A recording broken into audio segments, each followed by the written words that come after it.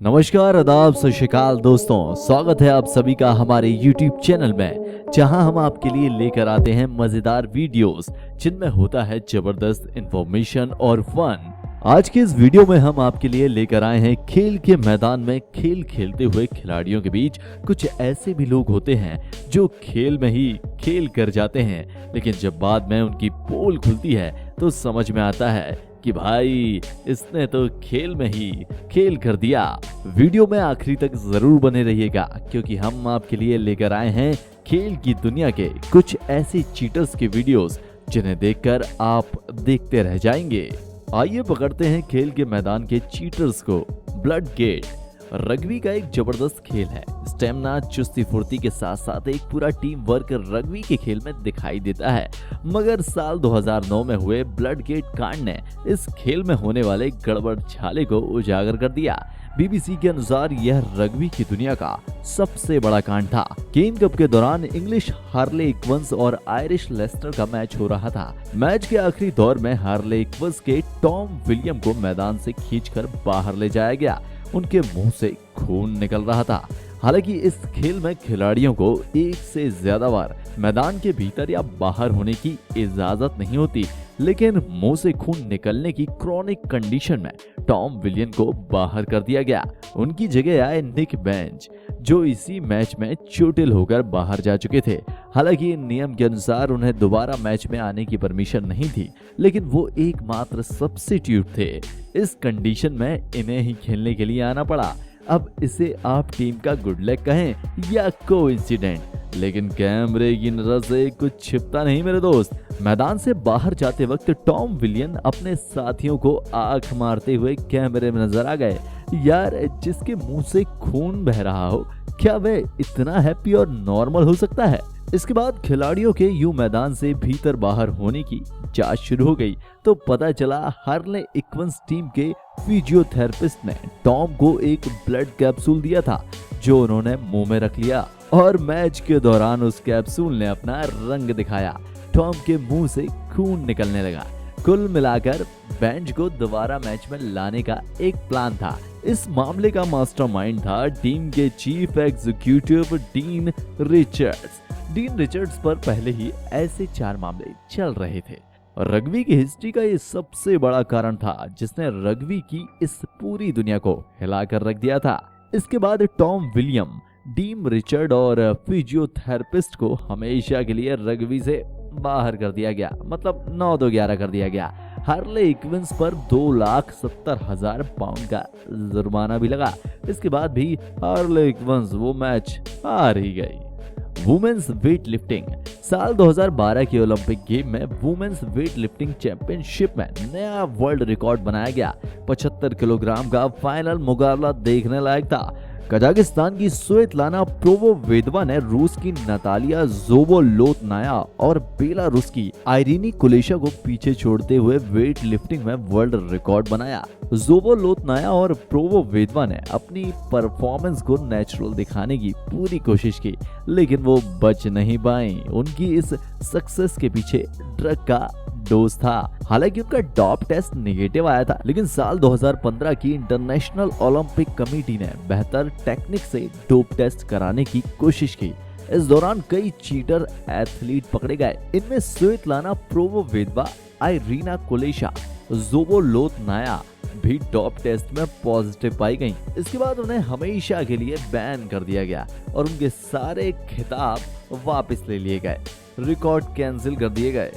Fin के वान Dane डिशे cycle race का एक जबरदस्त खेल है, जिसमें बॉडी के स्टेमिना और बैलेंस की कठिन परीक्षा होती है। 2016 के एक साइकिल क्रो कंपटीशन में डेन डिशे एफ पार्टिसिपेट कर रही थी। यह मशहूर साइकिलिस्ट अपनी चीटिंग की बदौलत रेस जीतना चाहती थी, मगर पकड़ी गई। इनकी साइकिल में सेंटर गियर व्हील में मोटर, सीट के नीचे बैटरी और हैंडल में ब्लूटूथ स्विच लगा हुआ था। रेस की चढ़ाई वाले हिस्सों पर जब यह बटन प्रेस करती थी तो मोटर चालू हो जाती थी और इन्हें पैडल मारने में आसानी होती थी। आप देख सकते हैं कि रेस के इस कठिन हिस्से में यह सबसे आगे चल रही हैं। इनसे जब इस बारे में सवाल किया गया तो उनका कहना था कि इनकी ये साइकिल इनके दोस्त ने निको वॉन मोल्डर ने दी थी, लेकिन रेस में साइकिल की सारी जवाबदारी इन्हीं की बनती थी। सजा के तौर पर 6 महीने का जुर्माना लगाया गया, लेकिन सारे रिकॉर्ड कैंसिल कर दिए गए, इनके खिताब छीन लिए गए और इनके ऊपर $21,000 का जुर्माना लगाया गया। Spanish para Olympic basketball team, इस इंसिडेंट के बारे में जानकर आपको रियली बहुत दुख होगा, गुस्सा भी आएगा ऐसी चीटिंग करने वालों पर, क्योंकि यह चीटिंग उन लोगों के साथ की गई थी जो दिव्यांग थे। ये घटना साल 2000 सिडनी पैरा ओलंपिक में हुई थी। ऑस्ट्रेलियन पैरा ओलंपिक में Spanish learning disable para Olympic team ने रूस की टीम को बास्केटबॉल टूर्नामेंट में हराकर मैच जीता था, लेकिन बाद में स्पेनिश टीम के खिलाड़ी कार्लोस रिवागोडा ने मीडिया के सामने खुलासा किया कि स्पेनिश टीम के 10 खिलाड़ी मानसिक रूप से बिल्कुल सक्षम थे और उनका आईक्यू लेवल भी पैरा ओलंपिक स्टैंडर्ड से अधिक था। दरअसल इस स्टैंडर्ड के मुताबिक 70 से कम आईक्यू लेवल वाले खिलाड़ी ही टूर्नामेंट में हिस्सा ले सकते हैं, लेकिन स्पेनिश टीम ने अपने नॉर्मल खिलाड़ियों के फर्जी मेडिकल सर्टिफिकेट बनाकर उन्हें पैरा ओलंपिक टूर्नामेंट में उतार दिया। इस घटना की सबसे खास बात ये थी कि स्पेन के मानसिक विकलांग सपोर्ट संघ का अध्यक्ष इस पूरी साजिश में शामिल था। अपने देश को ज्यादा से ज्यादा मेडल दिलाने के चक्कर में उसने इस कांड को अंजाम दिया था। उसने सभी के डिसेबल सर्टिफिकेट बना कर दिए थे। चीटर्स ने केवल इतना ही नहीं किया, बल्कि वह बीते 2 साल से पूरी दुनिया में ट्रेनिंग सेशन में पार्टिसिपेट करते रहे और डिसेबल खिलाड़ियों को हराते घूम रहे थे।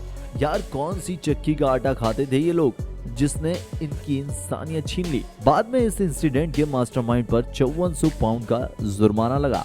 इस घटना ने स्पेनिश गवर्नमेंट को ऑल वर्ल्ड में शर्मसार किया। वहीं जिसने भी इसके बारे में सुना गुस्से से भर गया। माइकल पिनेडा, बेसबॉल एक ऐसा खेल है जहां एक छोटी सी गलती से आप अपना मैच गंवा सकते हैं। मेजर लीग बेसबॉल में बाहरी चीजों को मैदान में लाना सख्त मना है। न्यूयॉर्क के जैज के picture Michael Pineda Boston Red Sox के खिलाफ साल 2014 में बेसबॉल मैच खेल रहे थे। उन्हें बॉल की ग्रिप नहीं मिल रही थी, इसलिए उन्होंने बॉल पर पाइन तार का इस्तेमाल किया। ये एक बहुत ही चिपचिपा पदार्थ होता है। माइकल पिनेडा ने इसे अपनी गर्दन पर चिपका लिया और सोचा कि सबकी नजर से बचाकर इसे बॉल पर लगा देंगे। इस चिपचिपे पदार्थ को लगाने के बाद उन्हें लगा कि किसी ने देखा नहीं, लेकिन मैदान के बाहर एक दर्शक की नजर उन पर थी जो उनकी गर्दन की तरफ इशारा कर रहा था। रेड सॉक्स के कोच को इस पर शक हो गया। उन्होंने मैच रेफरी से शिकायत की और मैच रेफरी ने जब उनकी गर्दन पर टच किया तो उन्हें समझ में आ गया कोई चिपचिपा पदार्थ उनकी गर्दन पर लगा हुआ है। उन्हें तत्काल मैच से बाहर कर दिया गया और आने वाले 10 मैचों के लिए बैन कर दिया गया। हालांकि माइकल पिनेडा ने रेड सॉक्स के अगेंस्ट ऐसा किया था। इसके पहले भी वो पाइनर टार को यूज करके बॉल से छेड़छाड़ कर चुके थे। कैमरे में भी कैद हो गए थे, मगर उनकी किस्मत अच्छी थी कि बच गए। ओलंपिक के बैडमिंटन में चीटिंग। साल 2012 के लंदन ओलंपिक खेलों में बैडमिंटन खेलों में राउंड रोबिन सिस्टम का इस्तेमाल किया गया था। इस सिस्टम के तहत हर एक टीम को टूर्नामेंट में हिस्सा ले रही प्रत्येक टीम से मैच खेलना था। खेलने वाली कुछ टीमों ने जानबूझकर हारने को अपनी रणनीति का हिस्सा बना लिया।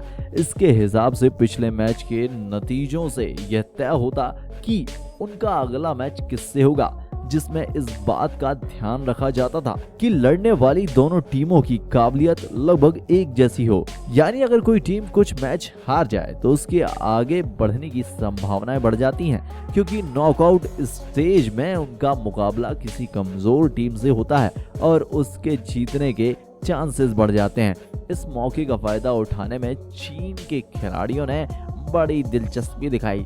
चीन के खिलाड़ी वांग शिओली और यू योंग ने वुमेन्स डे मैच में इस स्ट्रेटजी के तहत खेलना शुरू किया और इसी तरीके से दक्षिण कोरियाई खिलाड़ी किम हाना और जुंग क्विंगिंग भी इस रणनीति को फॉलो कर रहे थे। और जब ये मैच खेला गया तो पब्लिक को जबरदस्त बोरियत महसूस हुई। उसका खिलाड़ियों को हूट करना शुरू कर दिया। इसके बाद ऑर्गेनाइजर्स को समझ में आ गया कि खिलाड़ी इस मामले में चीटिंग कर रहे हैं, जानबूझकर खराब खेलकर मैच हारने की कोशिश कर रहे हैं। इस मैच की सबसे लंबी चली इनिंग में केवल 4 स्ट्रोक खेले गए। इसी तरीके से इंडोनेशियाई और कोरियन टीम के बीच भी सेटिंग समझ में आई। इन चारों पर जानबूझकर खराब प्रदर्शन करके मैच के नतीजों से छेड़छाड़ करने का आरोप लगा और इन चारों को टूर्नामेंट से बेदखल कर दिया गया।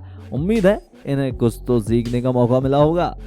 रोजी रुइज चीटिंग की दुनिया में कमाल के चीटर होते हैं और वह अपने कारनामों से सबको हैरान कर देते हैं। ऐसी ही एक लड़की रोजी रुइज थी जिसने साल 2080 में बोस्टन की मैराथन जीती थी। उसका रेस कंप्लीट करने का तीसरा सबसे कम टाइम का रिकॉर्ड था जो उसने पूरा किया था। उसे पहले किसी ने नहीं देखा था, केवल इस रेस के आखिरी में वह नजर आई। इस जीत ने उसे रातों रात स्टार बना दिया।